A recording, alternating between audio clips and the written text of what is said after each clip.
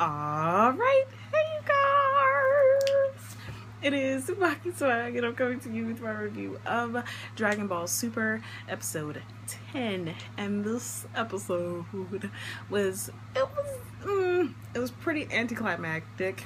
Like, I was really wanting to see more, but other than that, this episode was actually pretty awesome because we finally got to see Goku's Super Saiyan God form, and he looked pretty freaking awesome. And because I did see the movie was epic. If you guys would like to hear my thoughts about the movie, because I was fangirling all over the place watching the movie when I went to see it in theaters, the Dragon Ball Z Resurrection F movie, the new one that just came out not too long ago. If you would love to hear my thoughts about it, I would be willing to ramble on about the epicness, because it was pretty freaking epic.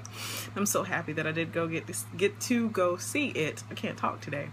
So, in this episode, I mean, it looks like the movie and the show are about to take two completely different turns, because a few things have changed. And from what I've heard from the next arc that's coming out, it looks like it's gonna be pretty freaking awesome. I can't wait. Oh my god, I was not ready. But this episode, like I said, it was a little anticlimactic because the whole episode was pretty much Goku and Beerus halfway fighting. Like, Goku trying to figure out his powers, like what he can and can't do, getting used to having so much power. That's pretty much all it was. It wasn't not really any fighting, because we all know that Beerus, and even I think King Kai said it, that if Beerus actually fought, no, it wasn't King Kai, it was Supreme Kai, actually fought at full strength, it would destroy the universe. I don't understand how any being can be that freaking strong. I don't understand, but that is what makes Beerus awesome. That's why he's the destroyer of worlds, or destroyer of the universe. But Beerus destroyer is freaking awesome. I would not get on his bad side. I'd cook for him every day if he wanted me to, because I wouldn't want him to destroy the earth. No, that's a no. So, we got to see a little bit of Goku and Beerus fighting, and Beerus actually getting excited because he saw how strong Goku is, and he was actually even giving Goku a little bit, like a few little tips here and there. It was very subtle, but he was kind of, in a way, like training Goku, telling him like what to do or what he can do, or that is just only the beginning of what he can do, and all that kind of stuff. So it makes me believe that Beerus does actually like Goku, even though he'll probably never admit it. But this episode was pretty awesome. Like, seeing Goku and Beerus fight. Well, Goku tried to fight Beerus, and Beerus was myrtleizing him. Like, he was making Goku look like an idiot, knocking him in the ocean, almost knocking the boat over. Then Goku's Kamehameha, pretty much Beerus just moved out of the way at the last second. Like it was nothing. Like somebody just flicked a paper towel. Somebody just flicked the spit wad at him.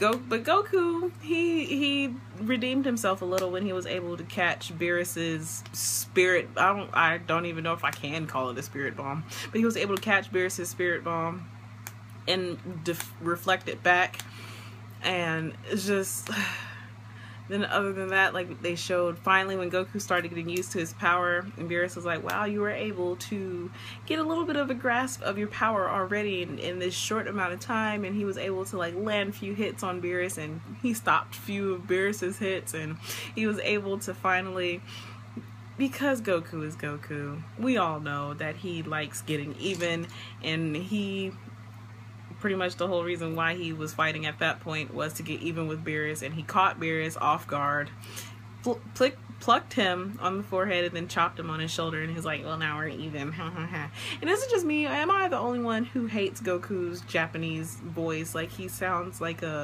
he should be 3 feet tall with no hair and an eye patch and a peg leg. I don't know.